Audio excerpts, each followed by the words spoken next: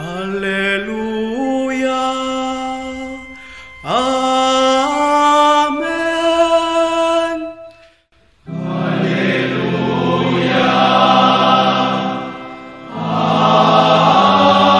Amen.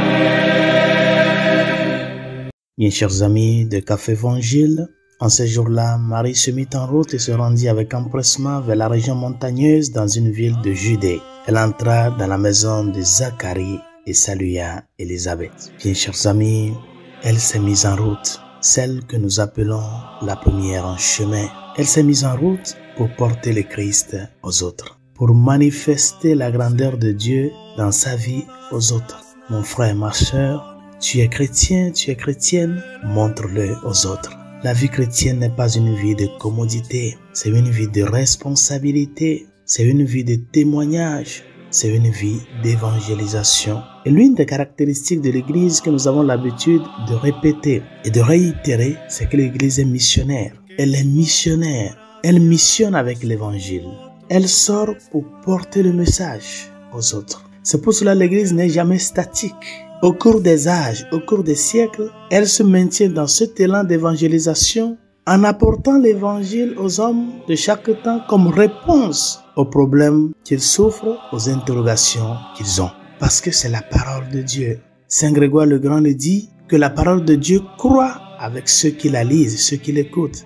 Croît du verbe croître. Ça grandit avec ceux qui l'écoutent. Et donc ce n'est pas une parole de ça fait 2000 ans. C'est une parole d'aujourd'hui qui a des réponses à tes interrogations. Et l'Église a pour mission de la porter aux autres. Cette parole qui s'est fait chair dans les entrailles de Marie, c'est ce Dieu avec nous que nous sommes appelés à transmettre. La Vierge Marie l'a compris.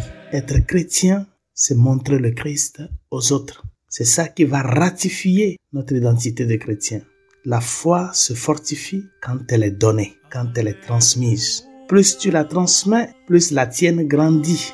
Et moins tu la transmets, petit à petit, tu le perds aussi. Parce que c'est ça le dynamisme de la foi. Le second aspect de l'évangile de ce jour, c'est que si l'Église est missionnaire, si l'Église doit se mettre en route, et quand je parle de l'Église, je parle de toi et de moi, si l'Église doit se mettre en route pour apporter le Christ aux autres, elle a besoin d'une force pour le faire. C'est l'Esprit Saint. Et tout au long des récits des évangiles que nous sommes en train d'écouter ces jours-ci, nous remarquons qu'il y a ce protagoniste qui joue un rôle hyper important dans tout ce qui va être l'histoire du salut. C'est l'Esprit Saint. Élisabeth fut remplie d'Esprit Saint et s'écria d'une voix forte: tu es bénie entre toutes les femmes et le fruit de tes entrailles est béni. L'Église ne peut pas mener sa mission si elle n'a pas reçu la force de l'Esprit Saint. C'est pour cela, avant de monter au ciel, nous a promis l'Esprit Saint. Il viendra sur vous, le Paraclet. Il a accompli cette promesse-là. Et par conséquent, l'Église, c'est l'Église du Christ dans l'Esprit.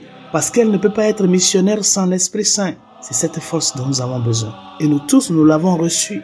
Nous l'avons reçue. C'est à nous de se demander, est-ce que nous aussi, nous avons cette conscience de que l'Esprit que nous avons reçu est un esprit de force, est un esprit de vie, comme nous le disons et nous le professons dans le credo. Je crois en l'Esprit Saint qui est Seigneur et qui donne vie. Est-ce que nous nous reconnaissons que c'est un esprit de vie? Comment est-ce que nous-mêmes, comme chrétiens, nous avons cette vivacité-là de croître à la lumière de l'Évangile et de le transmettre?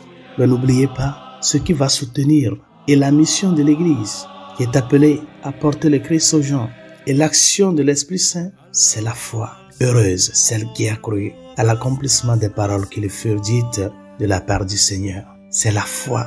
Si nous-mêmes nous ne croyons pas à l'action du Christ à travers les sacrements, si nous n'avons pas la foi en sa parole, si nous ne croyons pas à l'enseignement de l'Église, comment pouvons-nous porter le Christ aux autres? Devant le message de l'ange, devant cette action si grande et inexplicable, la Vierge Marie a fait un aveu de foi. Voici la servante du Seigneur, qu'il me soit fait selon sa parole. Et cet aveu de foi qu'elle a fait, en entrant dans la maison de Zacharie, elle est rentrée avec cette foi-là.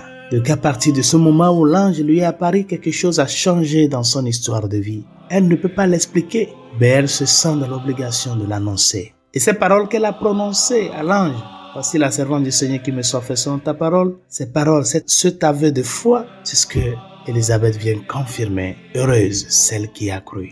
Elle a cru en ses paroles, elle a cru en Dieu. C'est la foi qui va soutenir l'action de l'Église comme missionnaire et mener cette action-là dans l'Esprit Saint. Le problème que nous avons aujourd'hui, c'est que nous avons une foi timide, tiède. Si le messager lui-même doute du message, si l'envoyé a déjà peur sur la route, comment il peut parvenir à transmettre le message avec conviction? Que la Vierge Marie, la première en chemin, celle qui nous a donné l'exemple de que aimer c'est servir et être chrétien c'est porter le Christ aux autres, qu'elle nous aide à grandir dans cette foi, la parole de Dieu, cette parole qui grandit avec ceux qui la lisent, ceux qui l'écoutent et qui a des réponses aux interrogations des hommes en tout lieu et en tout temps. Bonne journée, Dieu vous bénisse.